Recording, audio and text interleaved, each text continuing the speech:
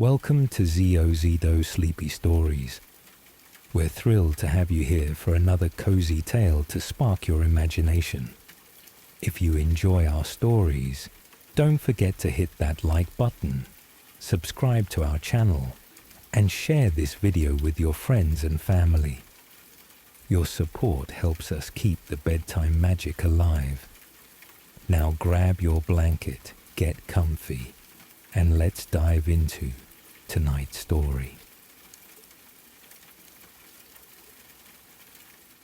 Hello, dear dreamer. My name is Andy, and it's my gentle honor to be the voice that guides you into a peaceful night. Wherever you are listening, perhaps nestled beneath a quilt or curled up on the couch with a soft pillow, I welcome you. You're safe now. The day is done, and this moment is just for you. Tonight we begin a new story, a gentle, timeless tale about a little girl named Ella, her loyal friend Theo the fox, a wise snowy owl named Lumi, and a garden unlike any other, a place of stillness, wonder, and whispers. But before we step into this magical world, let's take a few minutes to slow everything down, to soften the breath, to ease the muscles, and to make room for rest. I'll count down slowly from 10 to 1, and with each number, I invite you to release a little more of the day. Whatever has happened is done. There is nothing more you need to do. The night has arrived to hold you. 10. Feel the surface beneath you, the ground or bed or floor. Something solid, something steady. Let it hold your weight. 9. The world outside grows quiet now. The wind slows. The sounds soften. The stars above blink gently like sleepy eyes. 8. Let your breath move gently in and out, like a tide kissing the shore. You are safe. 7. Notice your shoulders. Can you let them fall just a little? Release the tension they've carried all day. 6. If your mind wants to think, thank it, and then let it drift. Let my voice become a slow river. Nothing to solve, nothing to chase. 5. Your arms, your hands, soften them. They've done enough today. 4. Legs and feet, heavy and warm. Imagine they're wrapped in soft moss or a velvet cloud. 3. A warm light begins to grow in your chest. It's peace. It's home. 2. You are here, in this moment, in this breath. 1. And now, with a quiet heart and a curious mind, let us begin. Once upon a soft blue evening, just beyond the edge of an old whispering forest, there lived a little girl named Ella. She wasn't remarkable in the way fairy tales often begin. She wasn't a princess. She didn't wear a crown. She had a freckled nose, cheeks that glowed like sunset apples, and a laugh that could melt a snowman in January. Ella lived in a cottage tucked into a gentle hill, where the roof was so full of moss it looked like the earth had pulled a blanket up over it. Inside, the air always smelled like honey tea and wood smoke. And waiting inside the kitchen, with a patchwork apron and a silver beard that twinkled when he smiled, was her Grandpa Saul. He wasn't a wizard, not officially, but he knew things, like why sunflowers turned their heads or how to whistle with a blade of grass. And every night, after tucking Ella into her feather-soft bed, he would light the bedside lantern, sit in the creaky rocking chair, and tell her stories. But there was one story he never quite finished. A story about a place deep in the woods, a garden he called it, the Garden of Quiet Wonders, a place, he said, that could only be found by those who carried both questions and kindness, a garden that didn't bloom for everyone, only those who truly listened. Ella had dreamed about that garden for as long as she could remember. Sometimes she thought she saw it, when the mist rose over the hills, or when moonlight touched a trail of bluebells in just the right way, but it was always just out of reach. Until one night. That night, Ella woke before dawn. The sky was still velvet dark.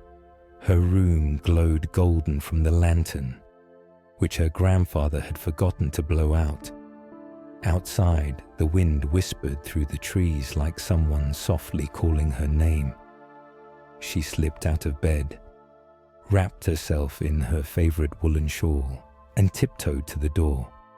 The hinges creaked, a little too loud, and she paused, listening. But Grandpa Saul was sound asleep, snoring softly like a bear wrapped in blankets. With one last glance back, Ella stepped outside. The world was hushed, painted in silver blue. Crickets had gone quiet. Even the stars above seemed to watch in silence. And there, waiting at the bottom of the garden path, tail curled and eyes bright, was Theo, the red fox with paws like whispering feathers. Ella didn't question why he was there. She just smiled. "Are we going?" she whispered. Theo blinked slowly, then turned. And so the journey began. Down the winding path, past the blackberry thicket, across the little wooden bridge that creaked with every step.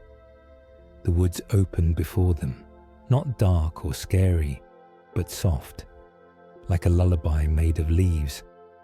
The path was dusted with petals and smooth stones, each one catching the moonlight as if it had a secret to tell. The air smelled of pine, earth, and something sweeter, lavender and something like warm bread. Theo led her onward. He never spoke. Foxes in Ella's world rarely did, but his movements said enough. Follow, trust, don't be afraid.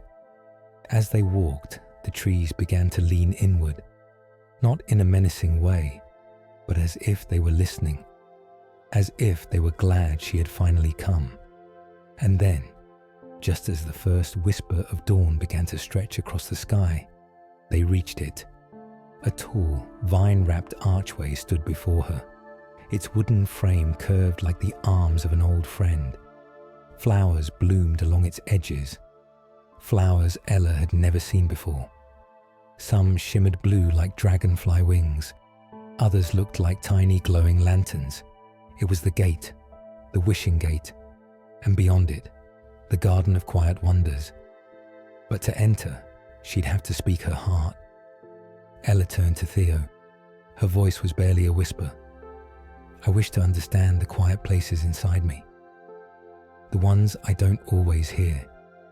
And with that, the gate creaked open, not with fanfare but with a gentle sigh. She stepped forward, and the garden welcomed her. The gate whispered shut behind her, not with finality, but with a kind of gentle promise. Ahead, the air shimmered softly, like the garden had just taken a deep breath in her presence. Everything was still, and yet, everything felt alive. Ella stood in the quiet space just beyond the gate, her hand resting on Theo's warm fur. He looked up at her with eyes like copper coins, ancient, steady, kind. No words passed between them, but she knew he was ready to lead her. The path ahead was unlike anything she had seen before. It wasn't paved in stone or dirt, but in polished river pebbles, each one smooth and round, nestled into the earth like pieces of a dream. Between them bloomed tiny, glowing flowers in colors that didn't exist anywhere else. They weren't loud or dramatic, just quietly beautiful. With each step Ella took, the petals seemed to lean toward her feet, as if greeting an old friend who had finally come home. She reached down to brush her fingers across one of the blossoms. It shivered slightly and released a soft puff of scent, like chamomile and starlight. Theo padded ahead, his tail swaying with a rhythm only foxes understand. He didn't rush her. He never did. Instead, He would stop now and then, glancing back with patient eyes as if to say, "Take your time. There's no hurry here." Ella walked in silence, feeling the garden wrap itself around her like a story being told without words. The trees arched above like cathedral ceilings, their branches gently swaying as though they were humming a lullaby just for her. The leaves shimmered with dew, catching the early morning light and turning it into soft rainbows that danced across the forest floor. And there, perched high on a crooked willow branch, sat a snowy owl. Feathers white as winter's breath, eyes the colour of moonstone. It was Lumi. She watched Ella with calm curiosity, then glided down without a sound. Her wings barely stirred the air, and when she landed beside Theo, it felt as if the world exhaled in relief. "Hello, Ella," Lumi said, in a voice as soft as falling snow. "I'm glad you found the way." Ella smiled, not surprised that Lumi could speak. Some creatures in the garden did, others didn't need to. But Lumi's voice was always worth hearing. "I think the garden helped me," Ella said. It feels familiar." Lumi nodded. "It always does if you're meant to be here." They continued along the path, the three of them, girl, fox and owl, moving through the hush of morning. As they walked, Ella noticed that the pebbles beneath her feet weren't just ordinary stones. Each one was etched with something, tiny, almost invisible markings, symbols, shapes, whispers from long ago. She paused at one that shimmered a little brighter than the rest. It had the carving of an open hand and a heart beside it. "What does it mean?" she asked. Lumi tilted her head. "That one was left by a traveller who once gave a kindness with no expectation of return. The garden remembers those things. It keeps them close." Ella knelt down and traced the mark with her finger. "Do all the stones have memories?" "Most of them," Lumi replied. "This path was built not with rocks, but with moments.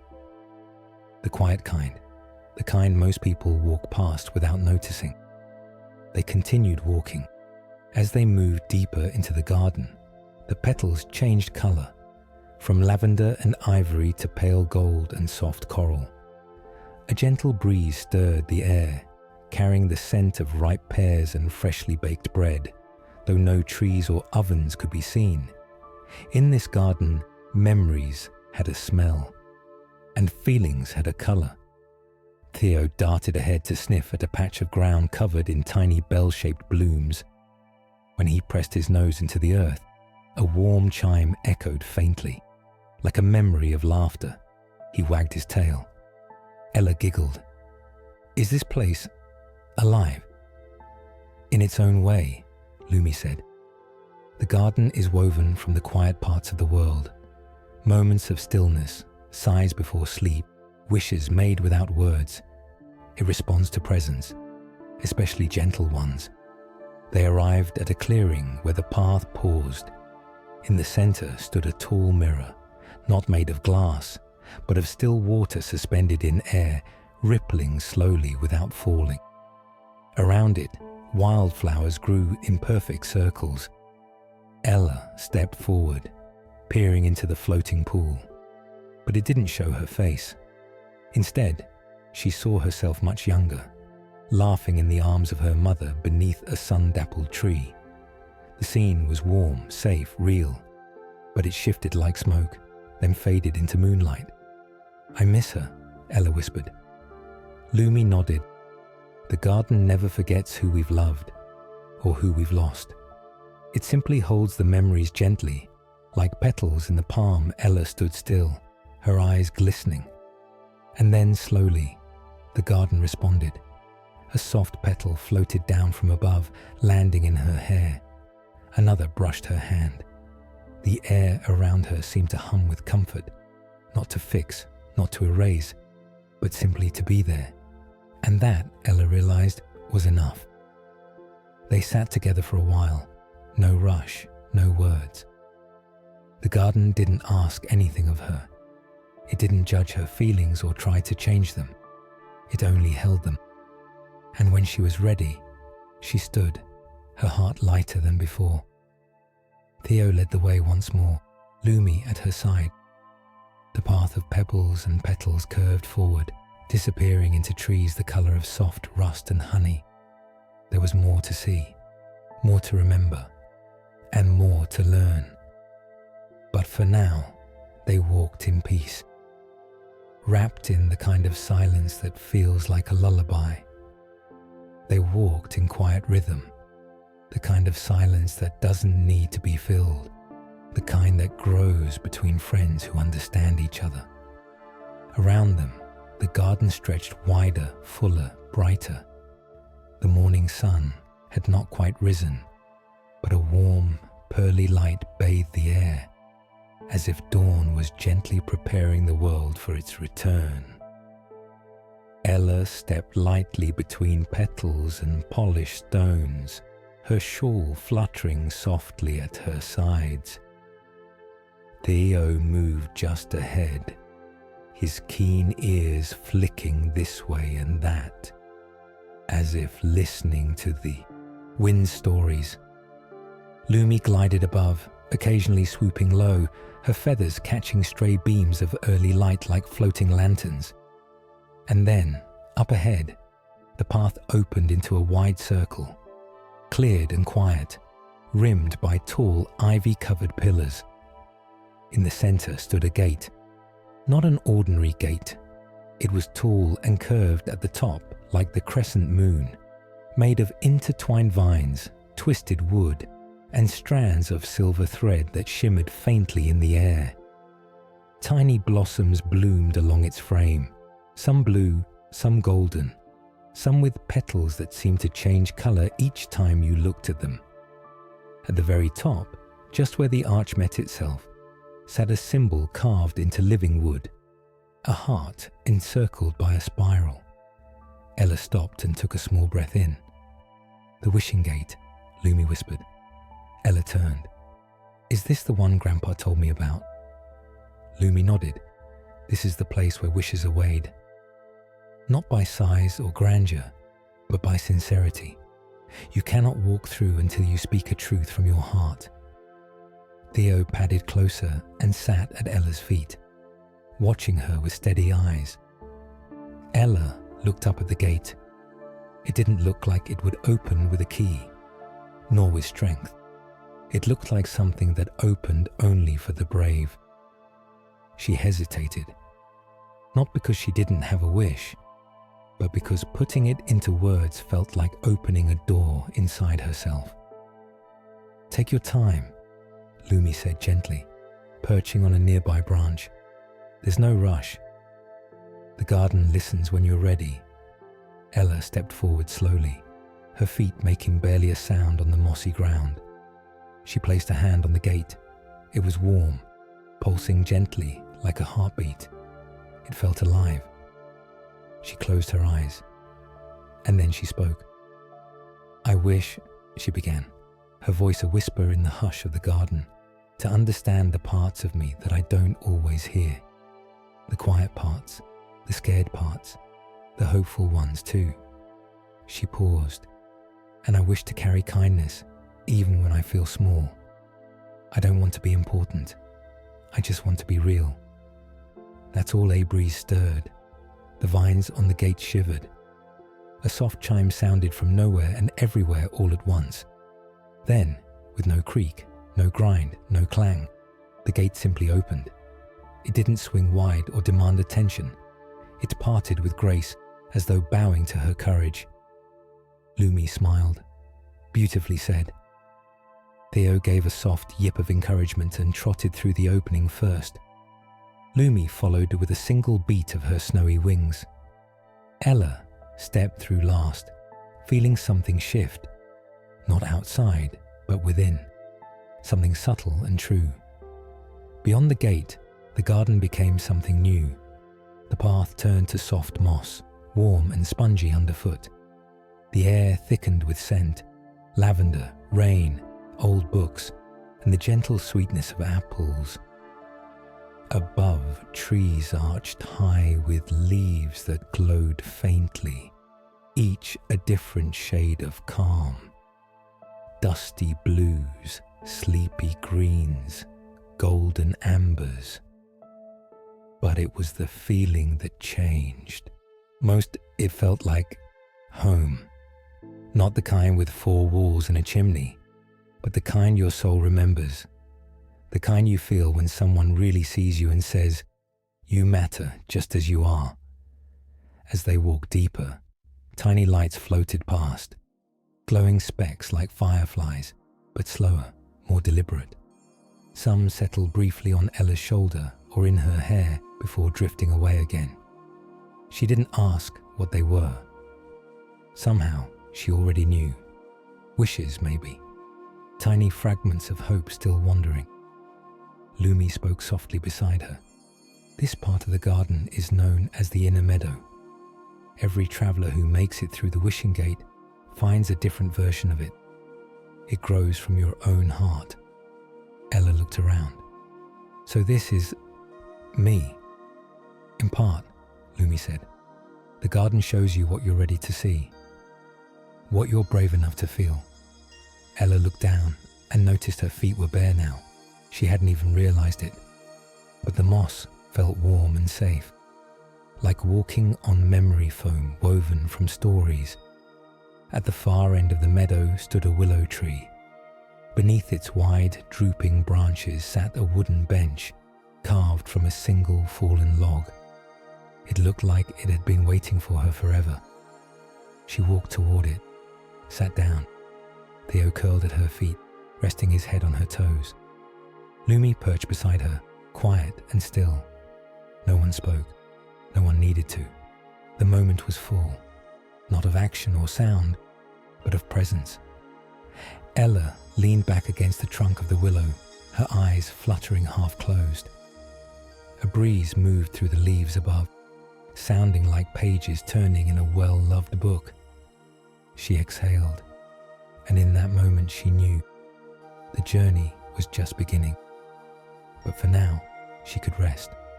She had opened the gate, and the garden had let her in. The breeze that passed through the willow trees seemed to hum a lullaby only the leaves could understand.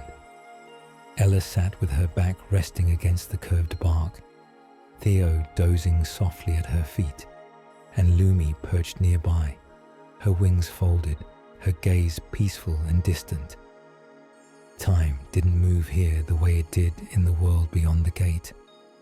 Minutes felt like hours, and hours like dreams. Nothing was urgent, nothing rushed.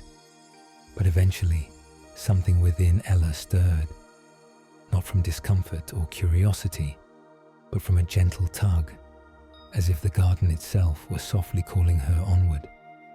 She stood up, brushing her hand across Theo's fur to wake him. He stretched, yawned silently, then fell into step beside her.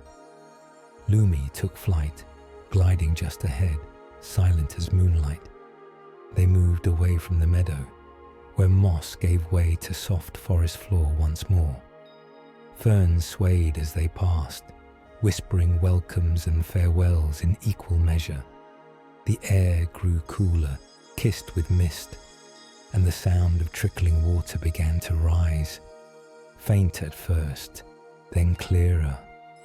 Ahead, through a curtain of weeping willows, a clearing appeared. At its center lay the most still, silent pool Ella had ever seen. The surface of the water was so smooth, it looked like polished glass. Not a ripple disturbed it, not a breeze marred it. Even the birds in the trees nearby seemed to pause in reverence. Lumi landed beside her and spoke in a voice just above a whisper. "This is the pond of stillness." Ella stepped closer. "It's beautiful." "It is," Lumi agreed. "But it's more than that. This pond doesn't reflect what's outside. It reflects what's within." Ella stared at the pool. For a long time, all she saw was mist and sky. Then slowly, an image began to form. Not her face, but a memory. She saw herself as a much younger girl, sitting on the front porch of her grandfather's cottage. Her knees were scraped, and her face was damp with tears. In the memory, Grandpa Saul knelt beside her, tying a bandage around her leg while telling a story. One about a lion who cried, and how even the bravest heart sometimes need to hurt. Ella blinked. The image changed. Now she saw her mother singing softly while brushing Ella's hair. The melody wasn't one she remembered clearly, but her heart recognized it. A warmth swelled inside her, followed by a twinge of longing. The image faded. She looked at Lumi. It shows the things we carry. Yes, Lumi replied. The joys, the sorrows, the questions we don't always ask out loud. The pond of stillness has no judgment. It only listens. Ella stepped closer to the edge. Theo came beside her and peered into the water too, but his reflection showed only light, bright, flickering like firelight. Not past, not future, just presence. Ella felt something shift within her chest, as though a window had opened. A cool breeze of truth passed through, not painful, but honest. She knelt beside the pond, resting her hand just above the surface. The water didn't move, but something inside her did. I miss them, she whispered. Sometimes I'm afraid that if I forget the small things, they'll disappear. Theo pressed his head gently against her knee. Lumi moved closer and said, The heart doesn't forget, Ella. It simply learns how to hold memories differently.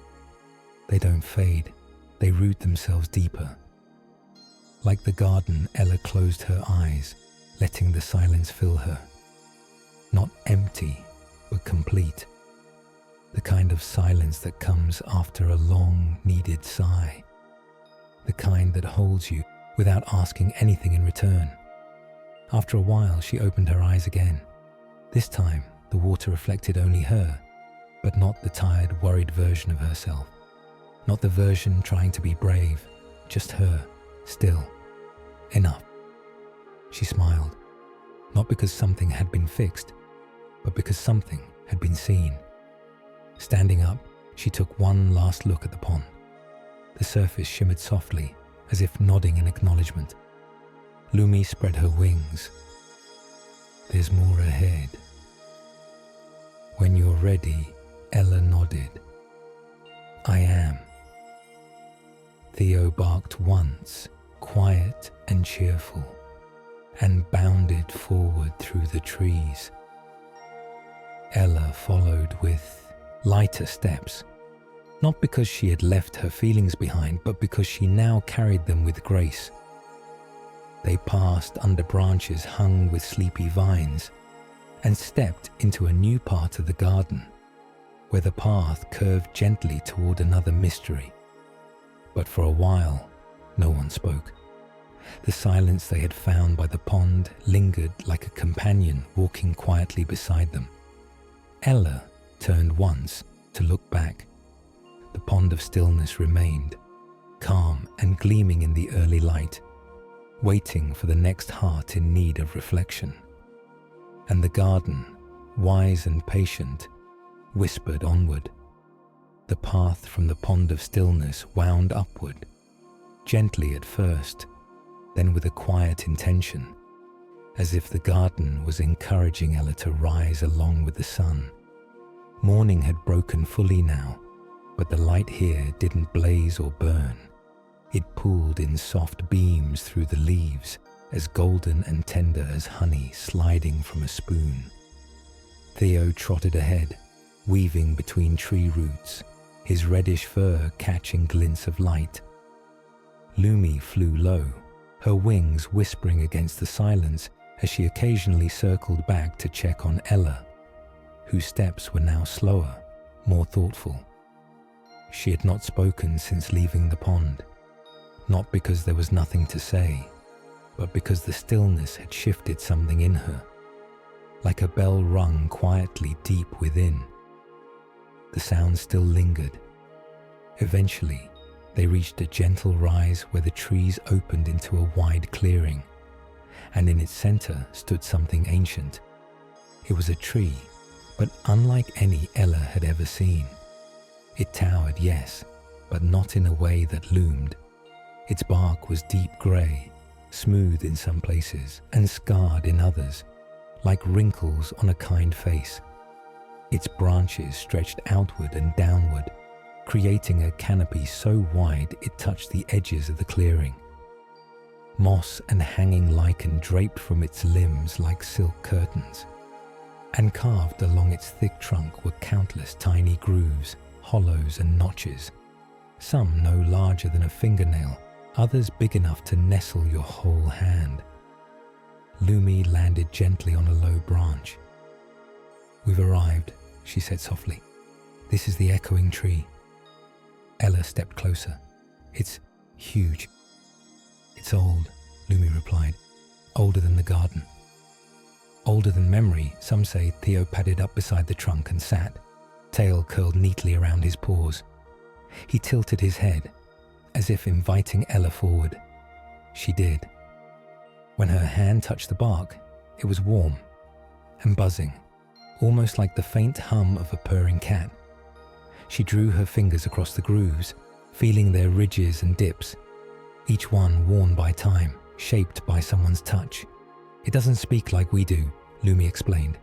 "It listens. And when the moment is right, it answers how? By echo. Not sound, but emotion, feeling, resonance." Ella ran her palm along a knot in the wood, then rested her forehead lightly against the trunk. The silence of the garden grew deeper around her. "May I try?" Lumi nodded once. Ella closed her eyes. She didn't speak aloud, not at first. She simply felt. She let herself remember the things she didn't always say, the weight she sometimes carried when no one was watching, the questions she whispered into her pillow at night, the things she worried were too small to matter. Am I enough? Does anyone truly see me? Will I ever stop missing the ones who are gone? She didn't expect an answer, but after a long, quiet pause, she felt something. A warmth, a vibration through her feet, a sound that wasn't a sound, but more like a low hum inside her chest, like someone had struck a tuning fork made of light and placed it inside her ribcage. And then, echoes, not in words, but in sensation. Comfort, acknowledgement, connection, not a solution, not a fix, just a quiet, "I hear you." Her breath caught, not in fear, in release. The tree, impossibly, understood. A tear slid down Ella's cheek, unnoticed, and then another. Not from sadness, but from being met, from being gently answered without ever needing to explain herself. She pulled back and looked up into the vast web of branches. "Thank you," she whispered. Theo stood and brushed his shoulder gently against her leg. Lumi cooed softly, like a lullaby made of feathers. Ella looked around the clearing again, and only now noticed she was not the first to stand here.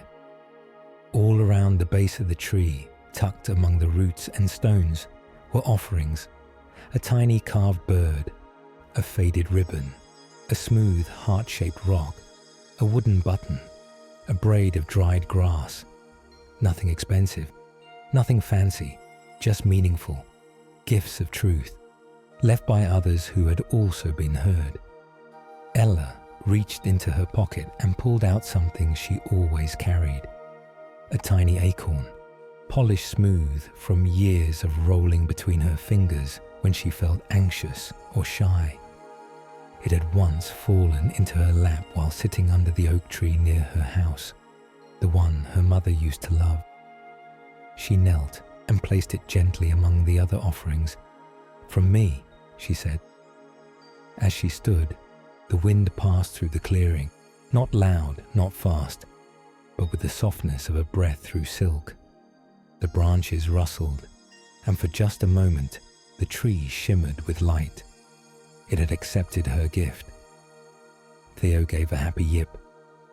Lumi stretched her wings. "It's time to go," the owl said gently. "The path continues."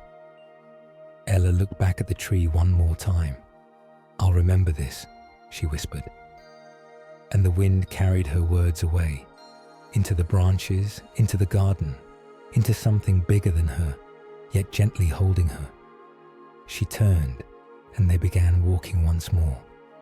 And though the path ahead was still unknown, Ella felt lighter now. She didn't need all the answers, just the echo. The path after the echoing tree was quiet, but not empty. It wound gently beneath low branches and the wildflower arches, the earth soft beneath Ella's feet. Every few steps, a butterfly drifted by like a thought half remembered. The sky above was a soft canvas of morning light, peach, rose, and a hint of lavender, and the air carried the scent of clover and pine needles warmed by sun.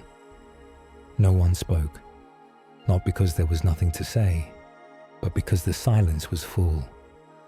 Ella walked between Theo and Lumi, her fingertips grazing leaves, her thoughts still gently echoing with the tree's silent wisdom. Eventually, the path led them to a small clearing, a sunlit patch of moss surrounded by ring-shaped stones.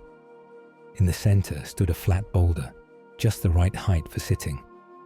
Theo leapt up first, tail flicking, his amber eyes glancing toward Ella. He did something unusual. He cleared his throat. Ella looked up in surprise. Lumi tilted her head. Theo wasn't known for talking, but today he spoke. "I think," Theo began, "it's my turn to tell a story." His voice was soft, steady, almost musical in its cadence, like wind through dry leaves or the first snowfall settling on fur. Ella smiled and sat on the moss. Lumi blinked once, then settled nearby on a low branch. Theo continued. "It wasn't so long ago," he said, "that I believed I had to be like the others. Quick, fierce, loud. Where I come from, foxes are known for being clever, but also cunning, sharp, always on the move. But I wasn't like that. Not really." He looked down at his paws. "I liked quiet places, gentle things. I didn't like to fight. I didn't want to trick or steal. I liked soft music. I liked watching stars. I liked sitting beside someone and not needing to speak." Ella leaned forward slightly, listening intently. "One day," Theo said, "when I was still quite young, a terrible storm came to the forest. Trees bent sideways. The wind howled like it had teeth. All the animals scattered. Some found shelter, others panicked." He paused. "I found a hollow under an old tree and waited for the storm to pass. But just as I curled up inside, I heard a tiny cry. Faint, frightened. He looked toward Ella. It was a baby bird, barely feathered. Its nest had blown away, and it was clinging to the mud, soaked and shaking. I should have left it. That's what the older foxes would have done. But I couldn't." Theo's tail curled around his side, and his voice lowered. "I lay beside it, used my body to shield it from the wind. I didn't know if I was doing it right. I was scared, but I stayed." Ella's eyes softened. "When the storm passed," Theo said, "the little bird was still there, alive, and I had never felt more certain of anything. I wasn't loud, I wasn't fierce, but I had stayed, and that somehow was enough." He looked away for a moment, then back again. The older foxes didn't understand. Some even mocked me, said I was too soft. But that day, I realized something. soft doesn't mean weak. Sometimes it takes more strength to be gentle than it does to be sharp. A quiet breeze moved through the clearing. Lumi spoke, her voice full of quiet pride. That was the day you became who you were meant to be. Theo nodded slowly. I still run. I still climb. I still hunt when I need to. But I do it my way. I know now that kindness is a kind of courage. The quiet kind. Ella reached out and placed her hand on Theo's head. He closed his eyes. I'm glad you're my friend, she said softly. Theo leaned into her touch, and in that moment, the clearing glowed, not in light, but in feeling, in truth, in the kind of strength that doesn't roar, but listens, stays, protects. The strength in softness. They sat together a while longer. No one hurried. The garden around them swayed gently, as if moved by an invisible breath. Flowers nodded. Leaves rustled. Somewhere nearby, a deer stepped quietly between trees, pausing to watch them before slipping away. Eventually, Lumi stirred. There's more ahead, she said gently, but Theo's story will echo with us. They stood and continued walking. Ella, with new thoughts blooming in her chest. She looked at Theo, no longer just as the quiet companion who padded at her side, but as something else too. A quiet protector, a gentle warrior. And she understood now that being soft in a hard world is not weakness. It is bravery in its most tender form. The forest grew taller around them now, branches weaving like lace above their heads, letting through only soft dappled light. The path narrowed, becoming a winding ribbon between tree roots and shadowed ferns. But it wasn't dark. It was quiet, a sacred kind of quiet. Ella walked in thoughtful silence, still holding Theo's story in her chest like a warm pebble. She could feel something shifting inside her, a slow, deep understanding of what strength could look like. Not fists, not noise, but stillness, presence, care. Lumi flew just ahead, her white feathers glowing faintly even in the shaded grove.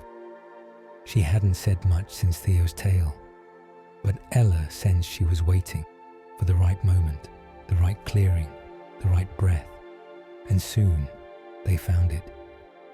A small circle of open sky had appeared above them, framed by ancient trees whose trunks curved outward like the ribs of the earth itself. In the middle of the glade, there was nothing but grass, soft and wind-kissed. Above, clouds drifting slowly across a vast sky.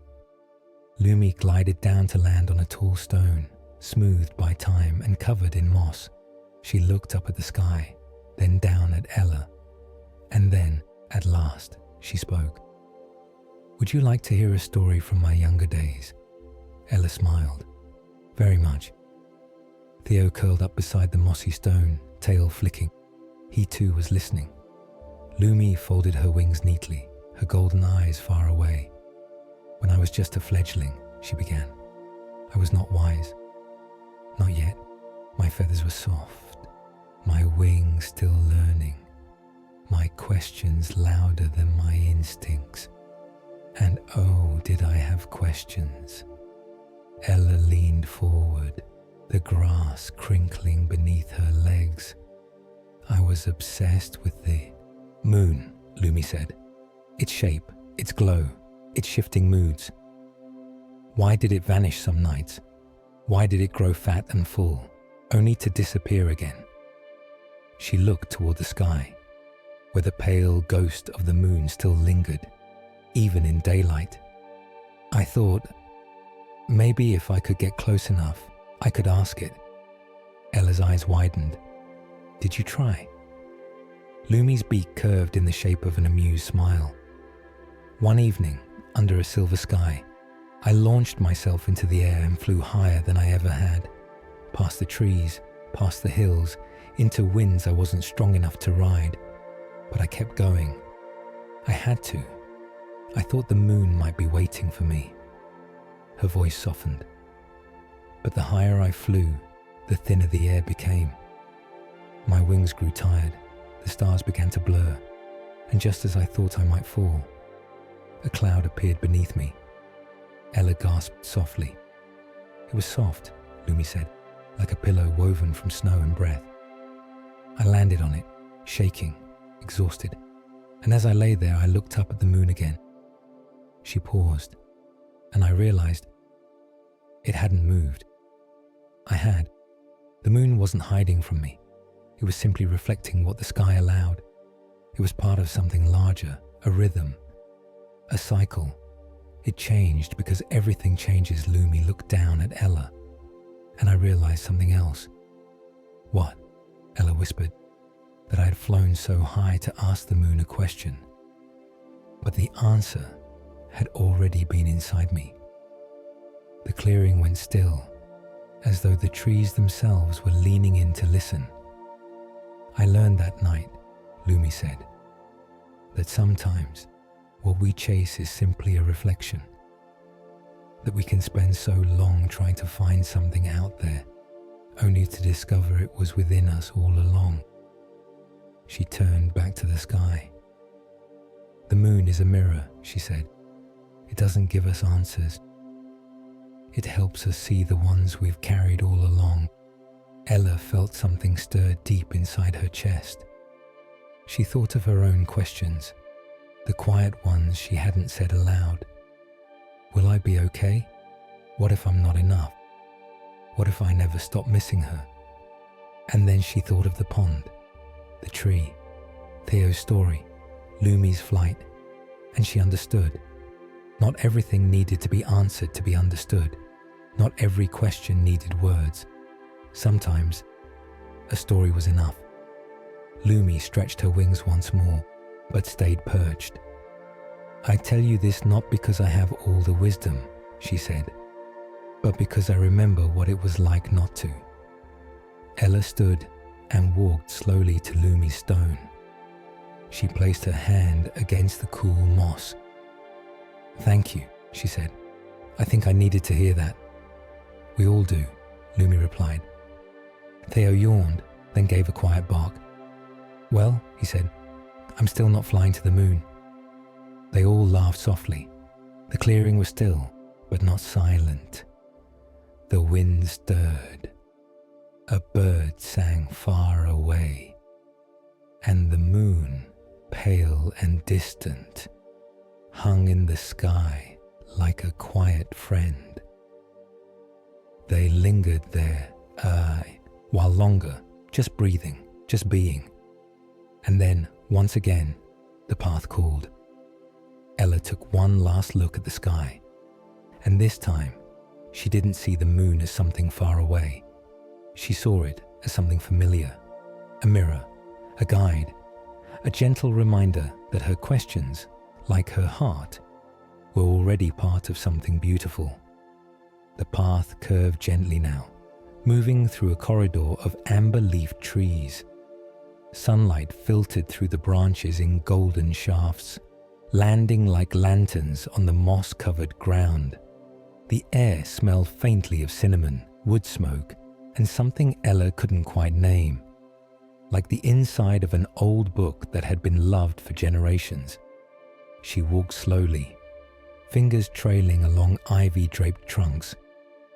Theo padded beside her, quiet and watchful, while Lumi soared in wide, thoughtful circles above. There was something about this part of the garden that felt different. Not grander, not brighter, but older, more personal, as though someone had once lived here, someone like her. Up ahead, the trees parted to reveal a garden within the garden, a walled glade surrounded by low stone hedges and twisted iron gates that stood open without hinges. Inside, raised garden beds bloomed with herbs and blossoms that shimmered between seasons. Some flowers looked like they belonged to summer, others to autumn, and some looked like memories given shape. Ella stepped into the glade, heart gently pounding. It felt familiar. In the center stood a wooden bench, weathered, hand-carved, with a tall back shaped like an open book. She approached it slowly. On the bench sat a small cloth pouch tied with twine. She paused, then reached for it. The pouch was soft, the kind of fabric her grandfather used to cut from old flannel shirts when sewing patches. She untied the knot and gently tipped the contents into her hand. Seeds, tiny, round and smooth, some brown, some golden, some the color of rain-soaked earth. And on each one, in the smallest script imaginable, was a word: wonder, forgive, stay, laugh, remember. Her breath caught. "Grandpa," she whispered. Lumi landed silently on the bench. "He's been here." Theo sniffed the pouch and gave a quiet bark of agreement. Ella sat down slowly and held the seeds in her lap. "When I was little," she said softly, "he used to say that memories were like seeds, that they didn't always grow right away, but if you planted them gently and gave them time, they'd blossom when you needed them most." She looked at the tiny word-etched seeds glowing faintly in her palm. "I thought he meant it as a metaphor." Lumi smiled gently. "Sometimes metaphors become real, especially in a place like this." Theo nudged her hand encouragingly. Ella rose and walked to the nearest patch of bare soil between blooming sage and a trailing vine of silver-throated lilies. She knelt and pressed a seed labeled "Listen" into the ground. The moment her fingertip touched the soil, it shifted. Just a little shimmer of warmth passed through the earth. Then slowly, something sprouted. A tiny flower, white and blue, shaped like a curled ear, bloomed in seconds. It tilted gently toward Ella, as if eager to hear her speak. She smiled, eyes misty. She planted another, wonder. Up grew a stem with a blossom shaped like a question mark, glowing with starlight. Then another, forgive. This one bloomed into a blossom that shimmered between colors, never quite settling, like a heart learning to soften. Seed after seed, she placed them into the earth. With each one, a piece of Grandpa's soul came to life, not just in memory, but in presence. She could almost hear his voice. "Don't be in a hurry, little one. Some things grow slowly, and that's exactly how they should." Lumi watched quietly, eyes filled with wisdom. "This is how we carry those we love," she said. "We plant their lessons in the garden of ourselves. And one day, they bloom again." Ella looked around at the flowers now growing beside her, each one a whisper, a hug, a bedtime story from long ago. Not one had faded, not one had been lost.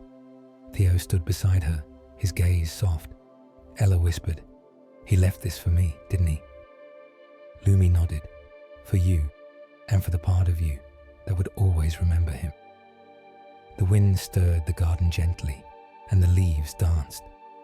One drifted down and landed in Ella's hair, golden and warm. She placed the pouch of remaining seeds back onto the bench, carefully, lovingly. "For the next traveler," she said, "or for me, next time I forget." And with that, she stood. One last look at the flowers, one last breath of the air, which now smelled unmistakably like Grandpa Saul's workshop. Cedar, lavender oil, and the faintest trace of pipe smoke. She turned to Theo and Lumi. "I'm ready," she said.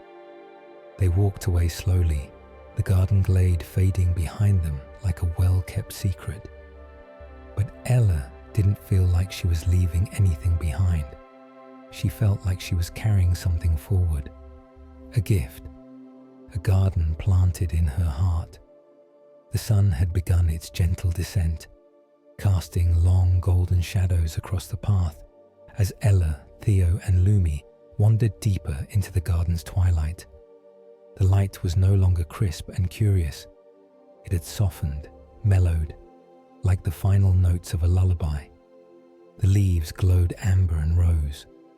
The air grew cooler, but not cold. The kind of cool that makes you reach for a blanket and a warm cup of something sweet. Ella walked slowly now, her heart full but unburdened. Behind her trailed the scents of herbs, memories, and wildflowers. Ahead of her stretched something new, something quiet, blue, and waiting. The trees opened into a wide hilltop clearing where the grass shimmered like silk in the fading light. In the center lay a wide patch of moss, surrounded by low stones that seemed to hum with the music of the evening. "This," Lumi said softly as she landed on one of the stones, "is where the garden rests." Theo yawned deeply, the tip of his tongue curling. He padded toward the center and spun in a circle before flopping down onto the moss with a satisfied sigh. Ella smiled, her body aching. Not from pain, but from the kind of fullness that comes after a long, meaningful day. She lay beside Theo, resting her head on a natural pillow of flowering clover. Lumi perched on a low branch above them, her wings folding neatly, her presence as comforting as moonlight on water. Above them, the sky deepened into a soft indigo. Stars began to appear slowly at first, like shy children peeking through curtains. Then more confidently, one by one, until the whole sky was scattered with them. Ella exhaled deeply. "I've never seen the stars like this before."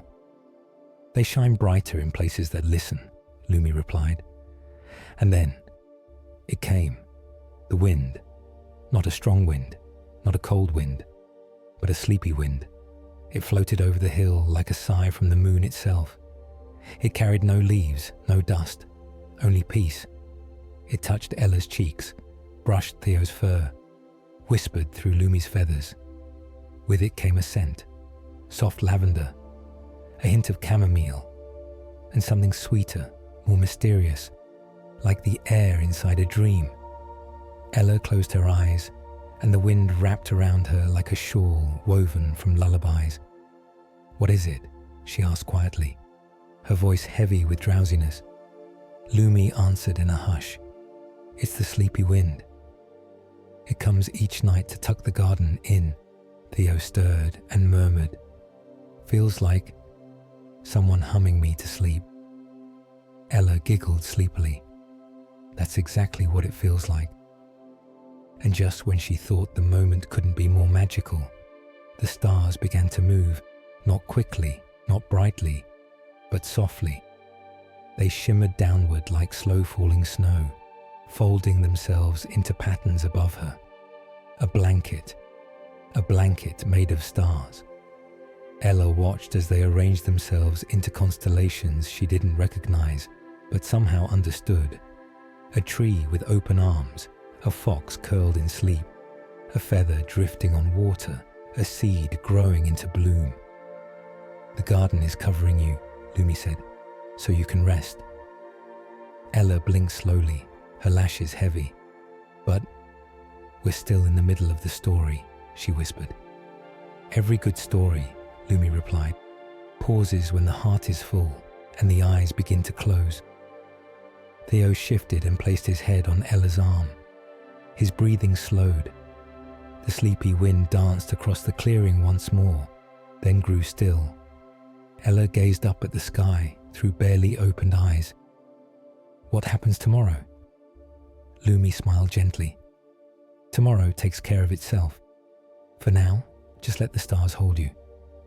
Ella sighed, and the world faded, not into darkness, but into softness. She didn't fall asleep. She floated there, somewhere between waking and dreaming, wrapped in starlight, lulled by the hush of wind and wisdom. held by the love of her friends and the garden itself. And as she drifted, a voice, quiet, warm, and familiar, seemed to speak just beyond her hearing. "You've done enough for one day, my little one. Rest now. We're all right here with you." When Ella woke, the sky was still kissed by stars, but the edges of the world were beginning to blush with the early light of dawn. The sleepy wind had drifted on. The starry blanket had faded into the soft blue of morning. Theo was still curled beside her, one paw twitching gently in a dream. Lumi was perched just above, eyes half closed, feathers fluffed against the chill that comes just before sunrise. And the garden was quiet, not empty, not gone, just resting.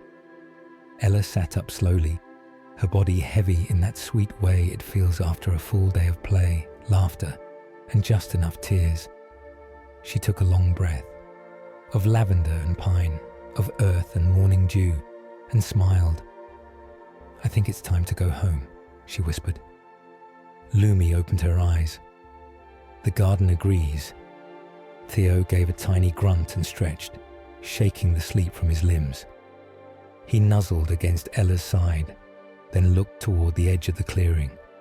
There, waiting between two tall willows, was a path she hadn't seen before, narrow, mossy, glowing faintly gold.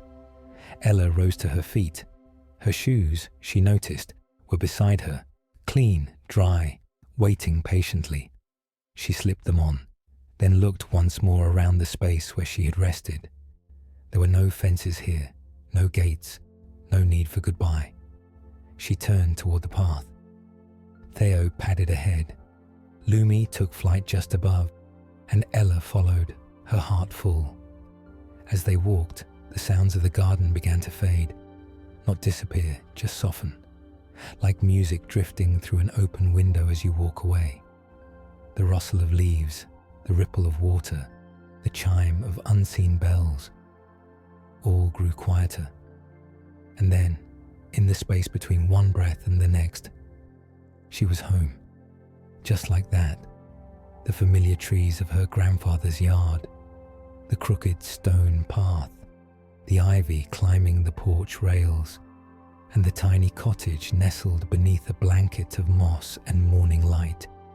Theo was gone, though the warmth of his presence lingered like sun on skin.